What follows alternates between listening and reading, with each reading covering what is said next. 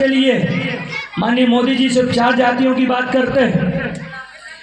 हमारी माताएं, हमारे युवा, हमारे किसान, हमारे गरीब भाई, यदि इन 4 समाजों को यदि मुख्य धारा से जोड़ दिया जाएगा तो आने वाला जो 2047 का जो संकल्प है वो साकार हो जाएगा। 2047 तक भारत विकसित राष्ट्र बन जाएगा। अभी हमारे भाई बता रहे थे आयुष्मान कार्ड के बारे में। मुझे लगता है उनको शायद कैंसर जैसी कोई बीमारी थी और उसका इलाज उनका आयुष्मान कार्ड से हुआ। यहाँ पे बैठे हमारे बुजुर्गजन माताएं, जब किसी के घर में किसी का मुखिया, किसी का पुत्र, किसी की माँ, किसी की बहन जब बीमार पड़ती है तो उसके घर में मातम सा छजाता था।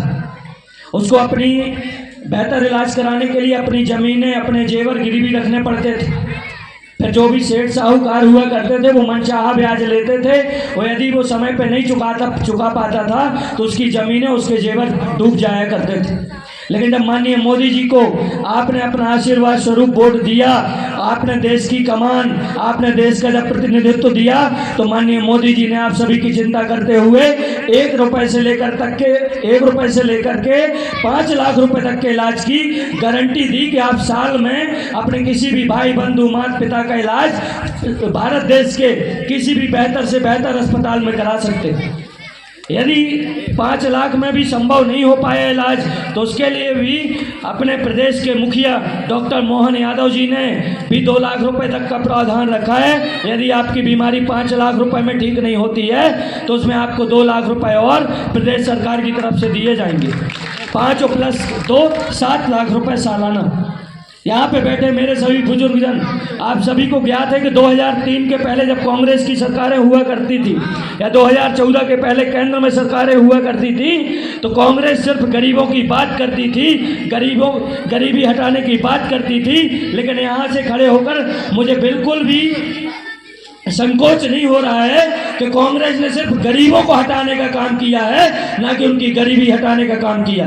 आपको अच्छी तरह से ज्ञात होगा कि 18 महीने के लिए 2018 के चुनाव में झूठ बोल के, फरेब बोलकर गलती से बनी वो कांग्रेस की सरकार, 18 महीने की सरकार संबल जैसी जो महत्वपूर्ण योजना थी, जो आप एक गरीब परिवार को संबल देने का काम करती थी, वो योजनाएं कांग्रेस की सरकार ने बंद कर दी थी। 1,30,000 आवास एक करके वापस कर दिए थे केंद्र को कि हमारे पास बजट नहीं है। लेकिन आईफा जैसे अवार्ड कराने के लिए जिसमें हजारों करोड़ रुपए का व्यय करके इंदौर में वो कार्यक्रम कराया था, लेकिन हमारे गरीब भाइयों के लिए आवास के लिए पैसा नहीं था। DAP जैसी खाद के लिए हमारे किसानों को लाइन में लगना पड़ गया था। किसी भी योजना, लाडली लक्ष्मी योजना बंद कर दी, कन्या विवाह योजना बंद कर दी, तीर्थ दर्शन जैसी योजनाएं बंद कर दी। आज जब आपने माननीय मोदी जी को और भारतीय जनता पार्टी को, चाहे वो प्रदेश का हो चाहे देश का हो, प्रतिनिधित्व देने का जब आपने काम किया तो वो सरकारें आपके लिए दिन रात 18 से 20 घंटे काम करके आप लोगों को संबल देने का काम कर रही हैं, आप लोगों को मुख्य धारा से जोड़ने का काम कर रही हैं। अभी हम सभी लोग परसवाड़ा गए थे परसों के दिन। परसों परसवाड़ा में वहाँ की जो समूह की महिलाएं हैं वो सिलाई सेंटर चला करके एक परिवार 50,000 रुपए सालाना कमा रहा।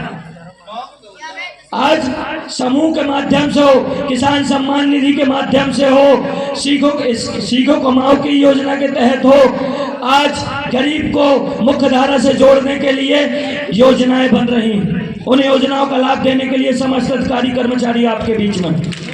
तो मेरा आप सभी से आग्रह है कि जितने भी आपको लगता है कि हम इस योजना के लिए पात्र हैं तो आप अपने आवेदन दें।